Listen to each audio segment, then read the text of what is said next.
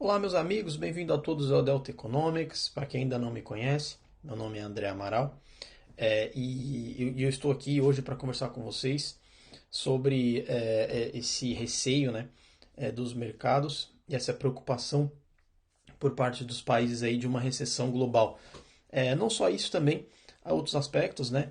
A questão aí da crise na cadeia produtiva, essa inflação global, inflação mais específica do Brasil, zona do euro, Estados Unidos, política de preço da Petrobras também, muita coisa para a gente abordar. Então, eu vou começar falando sobre essa possível, né, ou esse medo de uma recessão global. Antes de dar início no vídeo efetivamente, eu peço que você, caso goste do vídeo, né, que você considere se inscrever no canal, indique para os seus amigos também. Não esqueça de ativar o sininho para que assim que eu divulgue mais vídeos, você seja aí um dos primeiros a receber a notificação. Beleza, pessoal? Então vamos lá. Bom, hoje, essa semana, acho que o assunto mais falado foi essa preocupação de uma recessão global, né? Uma recessão que afetaria aí as principais economias do mundo, né? E sim, há de fato, claro, uma preocupação relevante e que, sim, ela existe mesmo e tem fundamento para isso, né? E os fundamentos principais, ou pelo menos o fundamento principal da minha perspectiva, é que a inflação segue prejudicando aí, segue assustando bastante as principais economias do mundo, né? E claro, o objetivo de todo Banco Central, como se você me acompanha aqui já viu nos outros vídeos, né? O objetivo do Banco Central é garantir o poder de compra da moeda. Então a preocupação do Banco Central é estabilizar a economia, né? Ou trazer a inflação de volta para sua meta, assim como no Federal Reserve ou no Banco Central do Brasil ou em qualquer outro, no Bank of England também. Então, vendo isso, né, o Banco Central é obrigado a atuar no mercado para combater a inflação. Qual é o grande problema nisso? É que quando ele faz isso, ele tem um impacto, geralmente, que é de reduzir ali, né, o crescimento econômico. Então, eu tenho umas anotações que eu achei interessante para a gente ir abordando com calma as questões seguindo uma ordem, né? O primeiro ponto que eu acho que é a gente entender aí as diferenças, né, da inflação aí entre os países, né? A questão do euro, eu acho que ela é a que preocupa mais, porque está ali bem próximo do olho do furacão, que hoje, claro, é o conflito, né, na Rússia e na Ucrânia. E esse conflito é muito prejudicial porque ele afeta fortemente o preço do petróleo, porque a Rússia é um grande player aí, produtor de petróleo, né? Então a expectativa é que o barril possa chegar aí ou passar dos US$ 150, né? E isso, claro, vai impactar fortemente a inflação no mundo inteiro, porque o preço do frete vão subir e isso vai impactar nos preços de um modo geral e, claro, consequentemente, vai acarretar aí numa inflação um pouco maior. Então, pela localidade ali do euro, né, muito próximo a esse conflito, o impacto é ainda maior, não bastante também. A zona do euro é muito dependente, né, do petróleo russo, e agora tentando achar alternativas. Isso, claro, faz com que a situação aqui na zona do euro seja um pouquinho ainda mais grave, né? Quando eu digo a zona do euro, por aqui, eu estou no Reino Unido, mas claro, o Reino Unido até pouco tempo atrás fazia parte da União Europeia, hoje não faz, mas está ainda na Europa e próximo da Rússia, e muito dependente do petróleo russo. E claro, isso aí impacta fortemente aqui no Reino Unido e é sempre objeto de discussão ali do Bank of England, né? E além disso também o Reino Unido é muito dependente do petróleo russo. O que tem sido falado bastante ao longo dessa semana, né? É que esse conflito se estendendo um pouco mais, qual é o receio então? O receio que haja uma falta de petróleo global, né?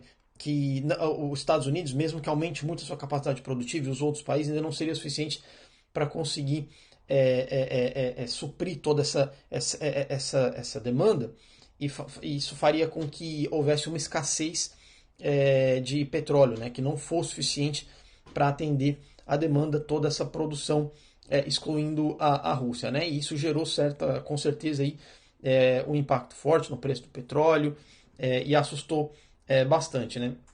Os Estados Unidos, mesmo sendo um pouquinho menos dependente, sofre com isso também, porque conforme o preço do petróleo aumenta, esse preço é repassado para o consumidor e isso vai impactar em qualquer economia do mundo, né? O outro ponto que eu acho que é interessante é que aí a gente pode tentar pensar, então, no caso, a diferença aí para o Brasil, né? Que acho que muita gente ainda não conseguiu entender. Todo mundo olha a Petrobras e fala, pô, mas então a gente não depende do petróleo russo. Isso é um engano, na verdade, né? Embora a Petrobras seja uma grande empresa, o Brasil tem muita dificuldade de refinar o seu petróleo, então o Brasil precisa muito comprar petróleo fora, né? Então o Brasil importa muito petróleo, mesmo sendo um produtor. E se o barril do petróleo sobe, o preço do barril do petróleo sobe, isso, claro, vai impactar no preço interno, né? E vai impactar aí nas bombas, na gasolina, nos fretes, e por consequência impactar aí nos produtos, né, finais, que vai impactar aí no preço final que vai chegar até o consumidor. Não tem jeito, né?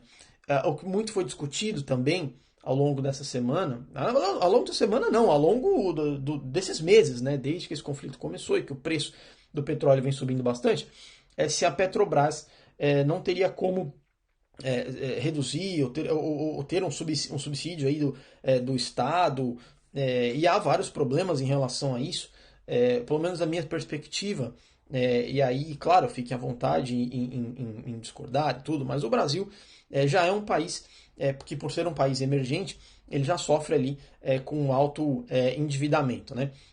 Então, se você tiver que fazer esse subsídio, é claro, a Petrobras, por ter a sua parte privada, se ela por si só tiver que fazer o subsídio, ela perde competitividade, e isso ao longo do tempo vai destruindo a empresa, que vai sendo muito mais inferior aos seus concorrentes, né? Então isso não é algo viável. Então o que seria viável seria então o governo, para a Petrobras não sair perdendo, o governo faz esse subsídio através de contraindo dívidas, e assim sucessivamente. O problema disso é que o Brasil, por ser já um país endividado, para conseguir fazer isso e para manter o preço do combustível baixo, ele teria que gastar bastante, né, subsidiando esse preço. E isso aumentando o nível de endividamento. Se nós já temos uma inflação alta da maneira que está, a tendência é piorar muito. Por quê? Porque quando o investidor olha para aquilo, que ele é o que financia então o Estado, e ele começa a perceber que o governo começa a se endividar cada vez mais, a preocupação dele é, bom, se o cara se aquele indivíduo se endivida cada vez mais, a chance de eu receber o meu dinheiro diminui. Então eu não vou emprestar mais. Ou se eu for emprestar mais, eu preciso de um prêmio de risco maior. Um prêmio de risco maior vai ser o quê? Uma taxa de juros mais alta para compensar esse risco. Então já temos esse problema. Taxa de juros alta, crescimento econômico baixo. Então no final das contas, a situação pode ser ainda pior. E o outro ponto que a gente não pode deixar de pensar é que se o Estado, então, decidir, uma vez que o investidor percebeu esse movimento e tem um receio de emprestar, exige um prêmio de risco maior, então o Estado poderia pensar, não, então vamos pôr impressão monetária. Aí a situação ficaria pior ainda, porque aí você começa a impressão monetária e aí a gente já sabe muito bem onde isso vai parar, né? Você vai aumentar muito a sua oferta monetária, a taxa de juros cai, se você já tem um problema inflacionário, a tendência é que esse problema aumente muito mais, né? Bom, nós já vimos esse filme lá antes do Plano Real, onde isso vai parar, né? Então, chances de hiperinflação altíssima. Por isso que, ao meu ver, o governo não deve subsidiar o combustível e eu acho que isso seria um grande erro. Mas, claro, há argumentos que defendem o contrário e eu também respeito, né? Mas e por que então, se nós já temos essa crise, que na verdade, né, a crise, vamos focar agora em relação aos Estados Unidos, que é sempre uma preocupação para os países emergentes, né? Então todo mundo brinca, né? Os Estados Unidos espirram, o mundo pega um resfriado. E agora temos a questão da China também, que é uma grande potência sem dúvida e que enfrenta um problema ali na sua cadeia produtiva que afeta o mundo inteiro e todo mundo sabe disso. Os Estados Unidos ele enfrenta uma situação agora que a gente chama de soft landing, né? O que seria soft landing? É um baixo crescimento econômico e, dado esse baixo crescimento econômico, você traz a sua inflação de volta para a meta, né? Então você cresce menos, em contrapartida você tem uma redução na demanda e a inflação volta para a meta, e aí você cria bases ali para crescer novamente, porque a economia é cíclica, né? Então ela não está sempre em crescimento, ela cresce, ela tem a sua queda, depois ela sobe de volta e tudo.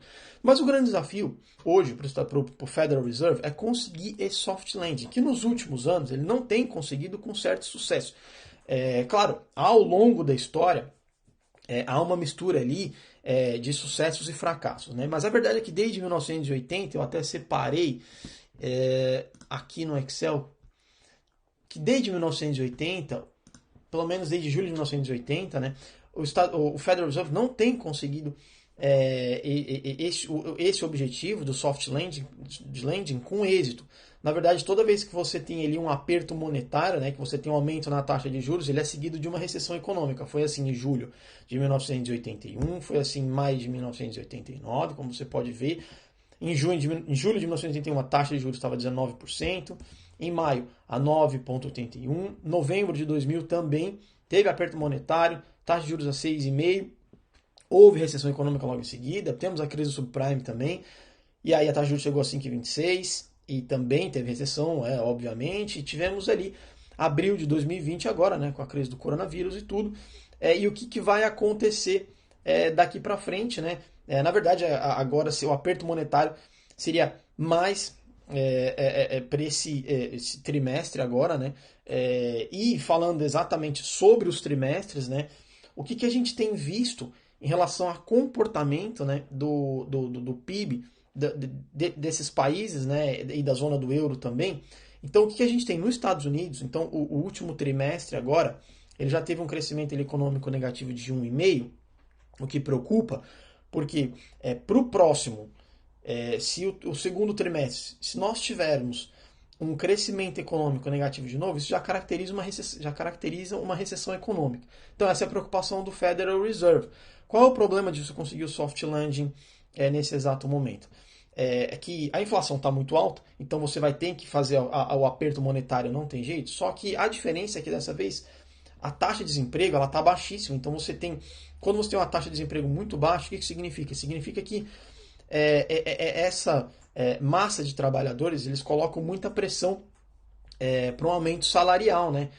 E o aumento salarial vai impactar no preço do produto final, e esse preço do produto final vai aumentar, vai causar ali, né, o aumento inflacionário, que é o aumento generalizado ali nos preços de bens e serviços, né? Então isso dificulta ainda mais que o Federal Reserve consiga esse soft landing, né? Que a maioria dos banqueiros, né, e dos investidores também entendem isso, que dessa vez realmente ainda vai ser mais difícil do que das outras vezes, né? A zona do euro, então, para o último trimestre, que cresceu apenas 0,3%, então é praticamente uma estagnação. Veremos aí o que vai ser, mas é provável que é mais provável ainda que a zona do euro entre de fato em uma recessão econômica. Aí entra a questão do câmbio também, para muita gente aí que gosta. Eu não sou fã, não opero câmbio, eu tenho posição em moeda estrangeira, mas claro, por motivos óbvios, né? Eu estou aqui no Reino Unido, mas para quem opera câmbio aí, todo mundo muitos traders já estão percebendo aí e apostando principalmente contra a Libra, né? E eu entendo o sentido e eu acho que faz sentido sim uma aposta hoje contra a Libra. Então, para quem está aí no Brasil também, e o dólar, né, a tendência sim é que a Libra acaba aí se depreciando, né, em relação a essas outras moedas, né? Aí cabe aí a você, se você gosta de operar câmbio, achar o câmbio de equilíbrio aí e montar a sua posição. Mas eu também acredito sim que de fato há uma tendência aí para uma queda da Libra, um pouco mais forte do que as outras moedas, e eu acho que é um caminho para o real se fortalecer um pouquinho mais em relação a Libra, né? Então, talvez não é nenhum. Meu objetivo aqui não é fazer nenhuma recomendação de investimento, mas a verdade é que talvez possa ter aí uma oportunidade para quem gosta desse tipo de operação. Eu não gosto, não recomendo, acho que câmbio é extremamente volátil, extremamente difícil de você criar modelos preditivos. Então eu não faço esse tipo de operação, mas eu acredito sim que há um caminho para a Libra, para o real se fortalecer em relação à Libra e até o dólar também. E temos também o Reino Unido, né? Conforme eu já disse em relação à Libra, cresceu 0,8, mas a tendência é que o próximo trimestre seja pior, né? A questão é que eu digo aí, a questão da Libra também, é que o Sunak, né, que é o nosso ministro de Finanças aqui, ele tem adotado ali algumas políticas interessantes, né? Então, que assim, eu não acho que vá trazer bons resultados para o Reino Unido, mas é uma aposta. A crise do petróleo tem afetado bastante aqui o custo de vida no Reino Unido, né? Então, nós temos uma inflação aí a quase 10%. O vilão, claro, né, o preço da energia, o preço do combustível, e o que o ministro das Finanças tem feito é subsidiar para muitos, né, muitas famílias aí, esse preço. Né? Então estuda-se aí um estímulo de quase 400 libras aí para cada família, né, para conseguir equalizar ali o seu custo, o aumento, né, no custo de vida, principalmente por conta do aumento no custo de energia elétrica. Né?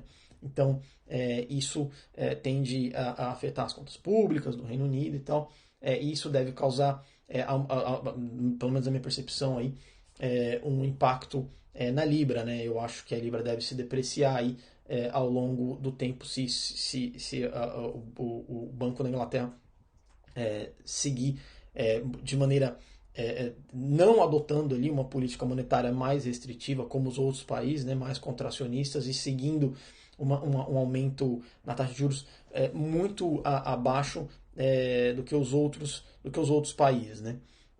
E temos a China também, cresceu aí no seu último trimestre 1,3%, ainda pouco, né? Quando a gente fala de China, né? E claro, essa crise da cadeia produtiva da China tende a impactar ainda mais aí para o próximo trimestre.